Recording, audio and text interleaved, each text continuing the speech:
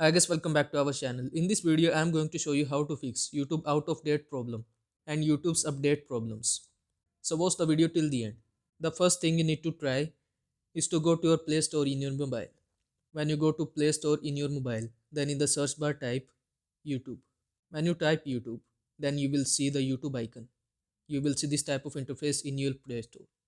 Here you will see the option of update. Simply click on update. When you click on update, the YouTube will be updated on your mobile and hopefully after your problem will be fixed. You will need to see your problem is fixed or not. If you find your problem is still not fixed, then you will need to go to your mobile settings. In the settings, scroll down and find the option of apps. In the apps, in the search bar type YouTube. Here you will see this is the app info section of YouTube in my mobile.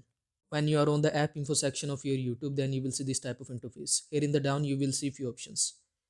In the right side, in the down, you will see the option of force stop. Simply click on force stop and simply click on OK. After, you will need to go to storage. In the storage, you will see this type of interface. First, you will need to click on clear cache. After, you will need to click on clear data. When you click on clear data, this type of pop-up will appear on your screen, which shows that all of this application data will be deleted permanently. This include all file settings, account databases, etc. So you will need to simply click on OK. If your problem is still not fixed, then you will need to go to Play Store another time. When you go to Play Store, then you will need to click on YouTube. When you click on YouTube, you will see the option of uninstall. Simply click on uninstall. When you click on uninstall, the app of YouTube will be uninstalled in your mobile.